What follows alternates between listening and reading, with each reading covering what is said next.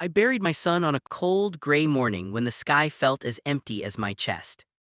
Parents are not meant to outlive their children. No one prepares you for that kind of silence, the kind that follows the last shovel of dirt hitting the grave. My legs trembled as I stood there, gripping my cane, staring at the name carved into stone, Daniel Harris, my son, my only child.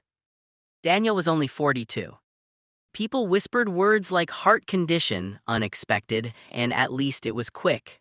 But there is nothing quick about grief. It stretches time into something cruel and endless.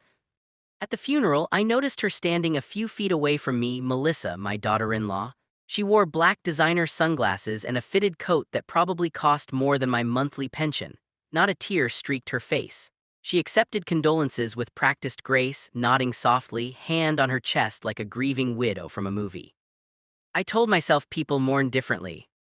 I wish I had trusted my instincts instead. The life I once had. Before Daniel's death, my life was simple. I lived in the guest house behind the estate Daniel owned. It was a modest place but comfortable. He insisted I move in after my wife passed away 5 years earlier. "Dad," he said, smiling, "you took care of me my whole life. Let me return the favor." Daniel was wildly successful: tech investments, real estate, smart risks. By the time he was 40, his net worth had crossed $70 million. He never bragged, never flaunted it.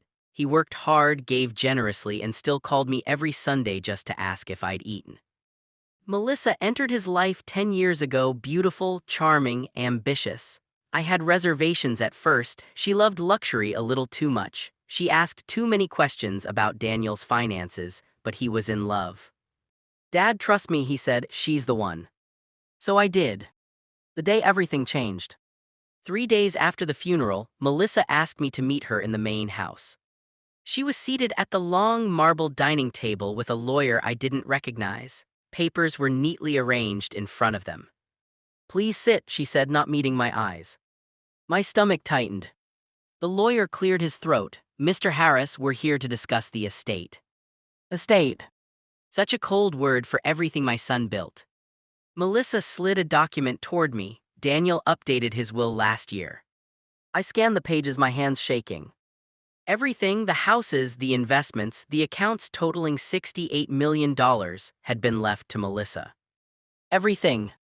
I searched the pages desperately. "There must be a mistake," I said. Daniel promised. The lawyer cut in. "There is also a clause regarding residency." Melissa finally looked at me then. Her eyes were sharp, calculating. "The guest house is part of the estate," she said calmly. "I'll be selling the property." The words didn't register at first. "Selling?" I echoed. "Yes, I'll need you to vacate within 30 days. I stared at her. "I'm his father," I whispered. She shrugged. "And I'm his wife." Thrown away like nothing. 30 days. That was all the time I was given to pack up my life. I watched movers carry boxes past me, family photo albums, furniture Daniel had bought me, even my late wife's rocking chair. Melissa supervised everything, clipboard in hand, giving instructions as if I were invisible. On the final day, she handed me an envelope. "There's a check inside," she said, "enough to cover a few months somewhere." I didn't open it until I was sitting on a bus bench with my suitcase beside me. $5,000. $5,000 from a $68 million fortune. I laughed in a hollow, broken sound. At 72 years old, I was homeless. The lowest point. I moved into a small, rundown motel on the edge of town, the kind that smelled like bleach and old regrets. I lived on canned soup and toast. I stopped answering calls. Pride can starve you faster than hunger. At night, I talked to Daniel out loud. "Did I fail you?" I asked the ceiling. "Did I miss something?" Weeks turned into months. Then one afternoon, my phone rang. Unknown number. I almost ignored it. Almost. The call that changed everything. "Hello," I said. There was a pause, then a shaky voice. "It's Melissa." I sat up straighter. I need to talk to you," she said, "please." I laughed bitterly. "What could you possibly need from me?" Silence. Then everything is falling apart. The truth comes out. We met at a cafe downtown. Melissa looked nothing like the woman who kicked me out. Her clothes were wrinkled, Her eyes were red and tired, her hands trembled as she wrapped them around her coffee cup. "The money is gone," she whispered. I blinked. "Gone?" She nodded. "I made some bad investments, trusted the wrong people. There are lawsuits, accounts frozen, I'm drowning." I leaned back, crossing my arms. "And—" She swallowed hard. "I found something after Daniel died." She slid a folder across the table. Inside were documents, emails, contracts, legal agreements.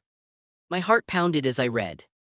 Daniel had created a secondary trust, one Melissa didn't know about, a safety net, hidden assets, contingencies. And the key to activating it. "May." "I didn't understand it at first," she said quickly, but the lawyer explained, "Without your signature, the trust stays locked." I looked at her, realization dawning. "You need me," I said softly. Tears filled her eyes. "Please, I know I was wrong, I know I hurt you, but if you don't help me, I'll lose everything." My son's final lesson. That night I didn't sleep. I reread the documents again and again. Daniel had been careful, protective, brilliant. He had trusted Melissa, but not blindly. In a handwritten note tucked inside the folder, I found his words. "Dad, if you're reading this, it means I was right to prepare. I love my wife, but I trust your judgment more. Do what you think is right." I cried until my chest ached. The decision. The next morning, I called Melissa. "I'll help," I said. Her breath caught. Thank you so much. But not the way you expect." We met with the lawyer that afternoon. I signed the documents.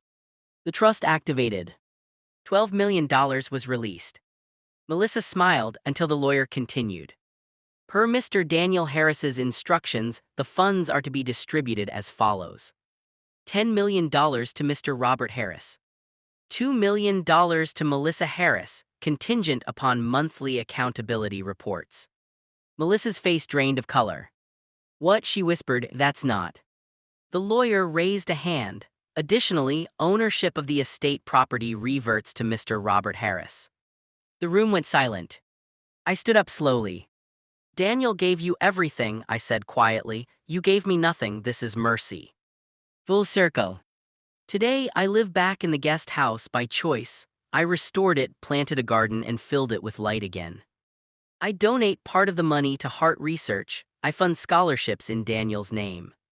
Melissa calls sometimes. She's polite, careful, she knows where she stands now.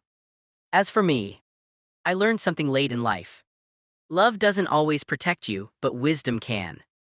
And my son, even in death, he took care of his father.